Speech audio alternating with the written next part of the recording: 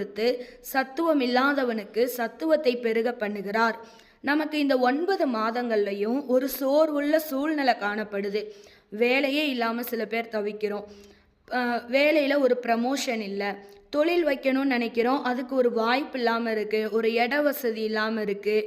தேவைகள் சந்திக்கப்படாமல் இருக்குது, அதுக்கான பண தேவைகள். குடும்பத்தில் ஒரு சமாதானம், சந்தோஷம், நிம்மதி இல்லை. சரீரத்தில் ஒரு பலவீனம். சில பேருக்கு திருமண தடை, நெடுநாட்களாக காத்திருக்கிறேன் திருமணத்துக்காக அப்படின்னு சொல்கிறவங்களுக்கு அதில் ஒரு தடை. குழந்தை பாக்கியம் இல்லாமல் அதில் ஒரு தடை. படிப்பில் நான் படிச்சுட்டே தான் இருக்கேன், ஆனால் எனக்கு வேலை கிடைக்க மாட்டேது. நான் பரீட்சைலாம் எழுதுகிறேன், வேலை கிடைக்கலன்னு அதில் ஒரு தடை.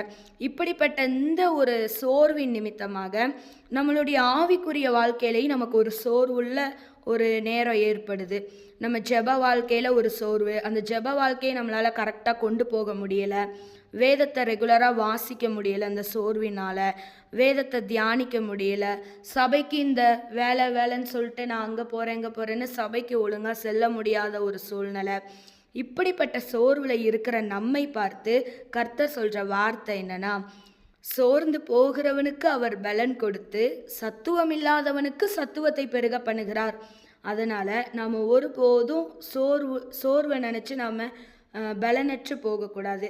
ஏன்னா நம் தேவனாகிய கர்த்தர் இன்றைக்கு நமக்கு மனதளவில் இருக்கிற ஒரு சோர்வையும் உடல் ரீதியாக நமக்கு இருக்கிற சோர்வையும் நீக்கி போட வல்லவராக இருக்கிறார்.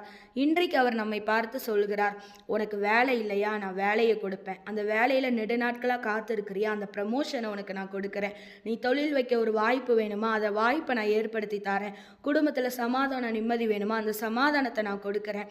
படிப்பில் ஒரு முன்னேற்றம் வேணுமா, படிப்பை உனக்கு கொடுக்குறேன். திருமண தடை இருக்கா, என்னை நோக்கி கூப்பிடு, நான் உனக்கு அந்த தடையை நீக்கி போடுறேன்.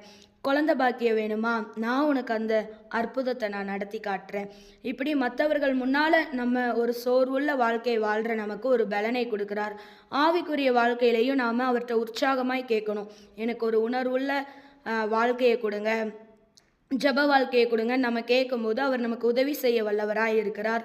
இன்றைக்கு நம்மளை பார்த்து சொல்கிறாரு, இந்த 9 மாதங்கள் இந்த குறைவுள்ள சூழ்நிலை உனக்கு இருந்துச்சுல, இந்த மாதம் நான் உனக்கு ஒரு ஆசீர்வாதமான ஒரு பலனை கொடுக்குறேன். தடைகளை உடைக்கிற ஒரு சத்துவத்தை கொடுக்குறேன்.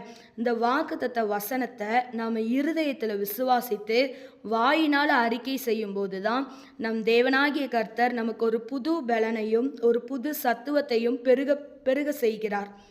அதனால் இந்த மாதம் இதை நாம் விசுவாசித்து பற்பல ஆசீர்வாதத்தின் பலனையும் வாக்குத்தத்தத்தின் சுதந்திரத்தையும் பெற்றுக்கொள்வோம். தேவன் தாமே நம் ஒவ்வொருவரையும் ஆசீர்வதிப்பாராக. நன்றி.